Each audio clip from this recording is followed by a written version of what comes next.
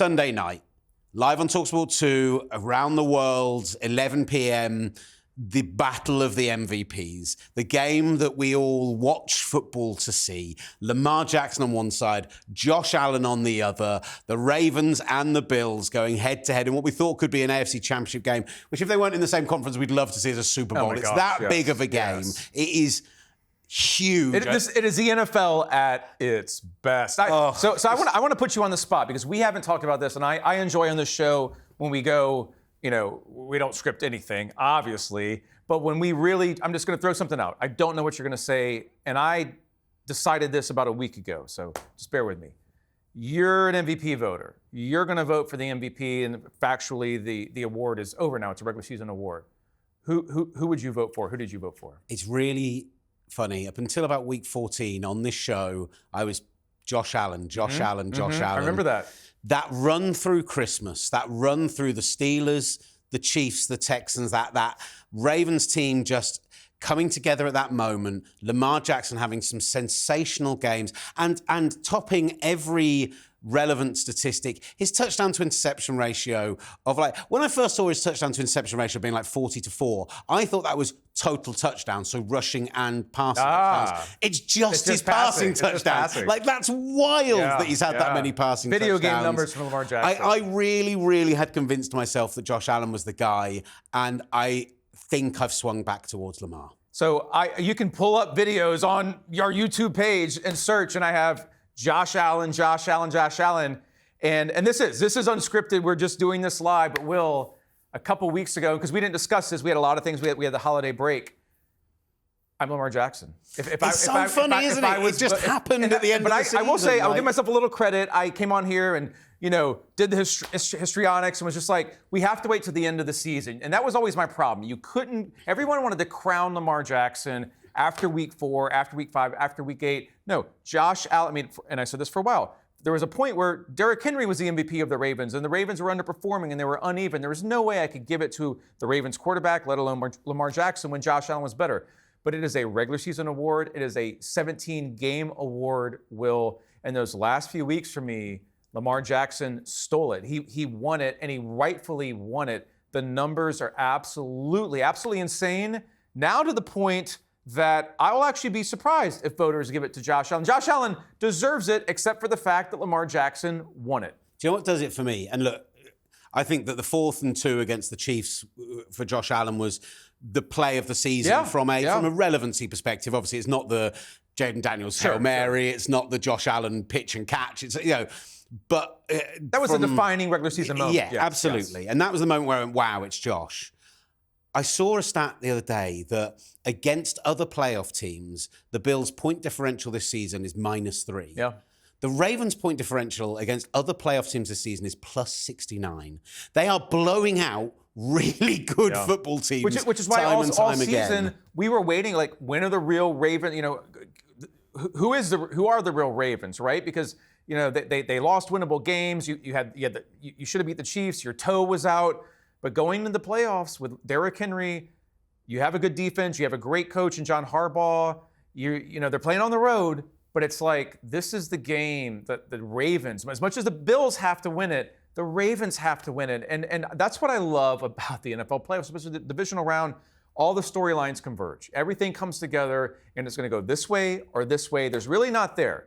Someone is going to truly win and someone's going to truly lose. And we start talking about legacies and careers and defining everything. And that is what's about to happen because both of these guys, they have to win it. Bills fans have to win it. Lamar Jackson has to win it. Only one is walking out of Buffalo on for the game of the week, the MVP game, as a winner. Moving on. The look at from the Lamar Jackson perspective, and look, he's the first team All-Pro.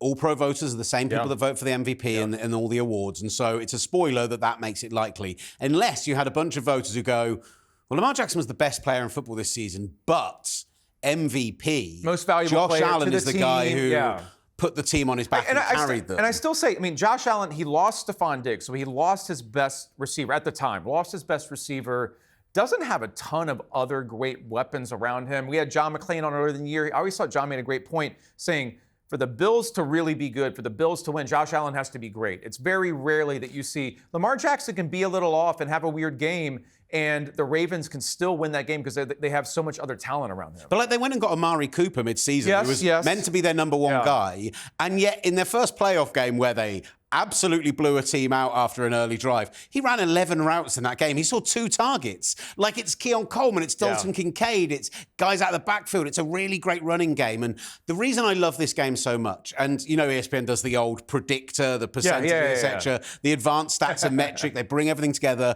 The moment this game was announced, it was literally 50%, 50%. Because I think outside of the fact that it's being played in Buffalo, and I think Orchard Park being in and of itself a role to play in this game, the Bills being so good at home, that environment being so cold, so raucous, I think beyond that, I think anything to pick between these two teams is splitting hairs right now, because the Bills' defense have played like their hair's on fire all year. They've brought Matt Milano back now. They are exactly the one. They are the one team who I think can handle containing Lamar Jackson, dealing with him at the second level, containing Derrick Henry. Like, you're never going to stop what they do well, but you can limit what they do well. For me, the test is, and I've been waiting all season for this. I interviewed Kyle Goon from the Baltimore Banner early in the season for talkSPORT, talking about Lamar Jackson, because our memory of Lamar Jackson in the playoffs is one thing: he tries to do too much, and we're not going to find out the proof of that until he actually has to do it in real time. It wasn't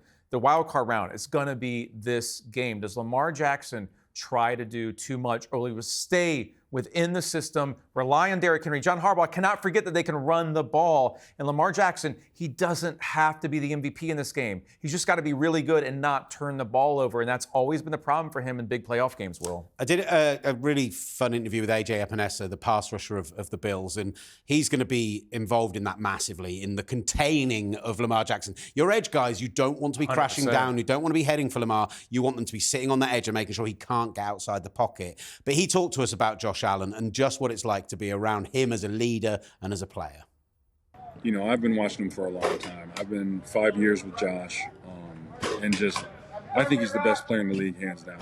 I might be a little biased being on his team and being with him for a while, but just watching what he does and how he approaches everything, and then just on top of that, being such a great person and being genuine in how he conducts himself, you know. It's just a testament to who he is and what he's about, and how his morals and what he does, how he holds himself to a high standard as a person. You know, that carries over into the football field. So privileged to be his teammate and to be around him all the time. But he's an excellent player and an even better person. He actually talked about that 4th and 2 play from earlier in the season as well. He was asked what was his favourite play of the season, and he named that without even thinking.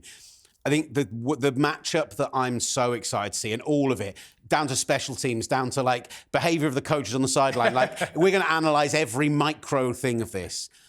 But the Ravens defence, since their bye week, since they made the decision to make the switch where Roquan Smith, the linebacker, was calling the whole defence, and there were communication issues and errors week in, week out, and just it didn't look like the Ravens we're used to seeing. They dropped Kyle Hamilton, their superstar safety, into playing just a straight free safety role. They stopped moving him about the formation. They made him call the plays from back there, with Roquan just calling the pass rushing. And it's like everything clicked. It's like the brain of the defense just sat into place. And I think they've been the best defense in the NFL over the last 5 weeks. You can talk about best scoring defense over the season. If you look just at this microcosm of the end of the season, they've been sensational. And can Josh Allen and not top-tier pass catchers unlock that defense and get past them? That's what's fascinating. I give it to the Bills because of the Bills Mafia, and because at some point the Bills will break through. We're not going to go 1,000 years and the Bills don't make and win a Super Bowl. What also fascinates me about this game is it feels like we're looking, for me right now, at the winner of this game goes to the Super Bowl. I really like. You know, unless they make it, and it's like 13-12, and the quarterback gets hurt, and it's just like some game from the 1970s. But I feel like the winner of this game is going to be tested so much and be so confident after it that even if you have to go to Arrowhead, the Chiefs have always felt off to me this year. And we just talked about, you know, the Chiefs could very well win it again. None of us will be surprised.